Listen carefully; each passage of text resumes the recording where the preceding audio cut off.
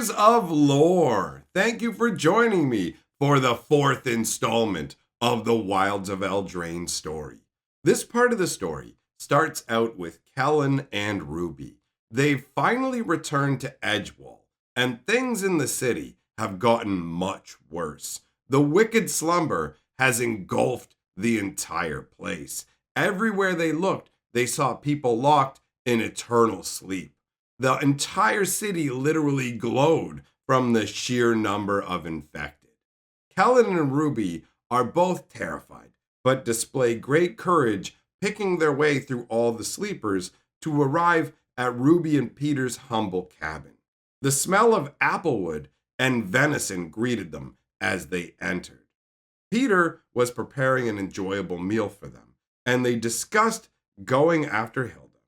Peter said that he would be their guide, but they must agree to turn back when they weren't able to feel their noses, and they were also required to wear stout winter clothing that he provided. He pointed out that Imodane herself had been unable to reach that castle even with flame magic at her disposal, so this was no simple task. Kellen insisted, "There's no way I can turn back, no matter what. Too many people need help." Peter laid a hand on his shoulder. "You have to know your limits, or you can't help anyone. You two are still just kids." Peter remembered what it was like to be a child, and after what these two had been through, they deserved a treat. So he had arranged for a special puppet show for them and all the local children. A miniature Kellen and Ruby danced about the stage, defeated a man-eating witch to the delight of all the children who had assembled to watch. The show carried great meaning for Ruby and Kellen. In fact, Ruby's eyes started to tear up, and Kellen saw it and stood in silent appreciation as she quickly wiped the tears away.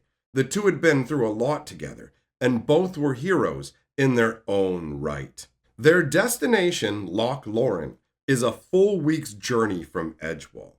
The journey itself was quite challenging. The cold was so intense that Kellen could only remember 2 nights in his entire life that were worse back in his home village. And when that happened, his entire family had huddled together with the sheep to stay warm. He definitely missed that warmth right about now. By the time they had traveled for 6 days, Peter was in no shape to keep going.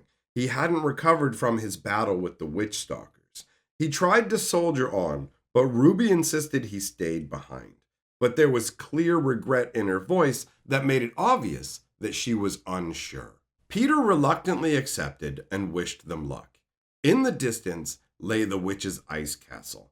The mirror had not properly captured its immensity. It seemed almost endless and haphazard. It had gates that led to nowhere, extra unusable drawbridges. It went on and on with a crystalline path leading towards it. At the very edge of the path, Ruby stopped in hesitation, but Kellen held out his hand. "This is way easier than climbing those giant stairs." Ruby barked a laugh into the cold and clasped Kellen's hand. As they walked, they talked. It helped to distract from the fear and cold. They spoke of Troyan and other worlds, and of the Fae.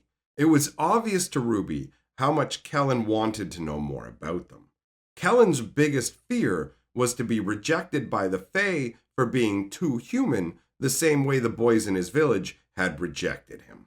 How much Fae could he have in him if he couldn't even make those basket hilts work? A voice spoke to them from the chilly depths. "Turn back, children. Kings and knights have failed. You will fare no better." The wind rose and tore at them in a fury. Kellen shouted into the wind, "We won't give up." The wind spoke again in cold, dark tones. "I won't spare you just because you're children." The two pressed on, their faces red and chapped from the cold. Kellen told Ruby she could turn back, but Ruby shook her head. "I'm not letting her win." The voice spoke again. "This is your final warning. You won't survive this." Still, Kellen and Ruby insisted on pressing on, and were abruptly assailed by soldiers of frost rising from the snow bearing icy spears. One lunged at Kellen and ends up pinning his thick cloak with its spear. Kellen is stuck. His cold hands were too numb to undo his cloak clasp. And in this weather, he doesn't really want to be without his cloak as well. So he yelled to Ruby to keep going while the Frost Soldier was creating an axe, getting ready to chop Kellen in half. Ruby protested leaving, but was unceremoniously hoisted into the air by another snow warrior. Its blade moved towards Ruby's neck. Urgent desperation surged through Kellen. "Dad, help me." It was the terrified plea of a scared child. Kellen pulled out the basket hilts and felt something. It felt like springtime back in Oranshire, his home. It flowed into the basket hilts, and incredibly, twin blades of incandescent gold sprung forth from them. Kellen stared in open-mouthed amazement and then promptly slashed the arm off of the Frost Warrior that was attacking him. A quick flick of the wrist, and the spear restraining him was also slashed away, and he was free. He charged the warrior holding Ruby. It lost its arm as easily as the other had. Kellen caught Ruby as she fell. She stared at him wide-eyed. "You truly are Fae!" Kellen set her down excitedly. "I am!" Ruby grabbed a fallen frost sword, and the two heroes stood back to back ready to fight. Kellen abruptly felt so cold, so incredibly tired. These swords were too heavy. He collapsed wordlessly, but Ruby, moving swiftly, was able to catch him. Luckily, the Frost Warriors were fickle, and having lost limbs, they had also lost interest in the fight and wandered off somewhere. Ruby carried Kellen forwards, but doubt gnawed at her mind. Should she go back to Peter? The witch's voice came again. "Go home. You owe this boy nothing." But Ruby knew it wasn't true. If they left, who would stop the wicked slumber? This was too big, too important. She hoped Kellen was okay. His breathing was so shallow. Ruby put on a show of being brave. "Keep talking, witch. I'm enjoying the company on this walk." Her insolence was met with a frigid gale that bowled her over.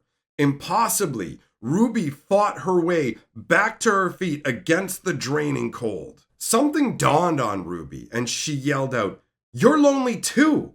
That's why you keep speaking to me." In response, hail rained down with a single word: "Leave." Still, Ruby pushed onwards, thankful for the winter gear Peter had given her, but feeling a little guilty about breaking her promise to turn back. She hadn't been able to feel her nose for hours. Around her, she could make out weird humps and lumps. She knew what they were: frozen people, failures doomed to disappear under the cascading snow. Again, the witch's voice spoke. "It's pure madness to keep going. You'll die." Ruby's resolve remained unchanged. "I have to try." Immediately, the witch shot back. "Why? There's no reason for this." Ruby looked down at Kellen. "He is enough reason for me." She just needed to get Kellen to the ice castle. He would do something Fae-like to save the day. Deep inside, she knew nothing of the sort would actually happen. They were going to die out here, a frozen monument to failure. But still, she pushed forward. The witch could take no more. She broke, and so did the weather, abruptly shifting into a gentle snowfall. The witch appeared before them, her eyes filled with sorrow and loneliness. She spoke. "You were right about me. I'm desperately lonely. The two of you have reminded me of what I've sacrificed." Saying that, she bestowed a healing kiss on the forehead of each child. Warmth flooded their bodies, and Ruby slipped into blissful unconsciousness alongside Kellen. They didn't hear the witch say, "Sleep soundly, children." When they awoke, they were in the ice castle, guarded over by ice golems. They were covered in fine blankets, and a delicious breakfast sat waiting to be eaten. Kellen reached out, but Ruby warned him away. "It's a witch's trick." Hilda was there. "This is no trick." Ruby wasn't buying it. "How do we know you won't eat us?" Ruby asked suspiciously. Hilda sighed.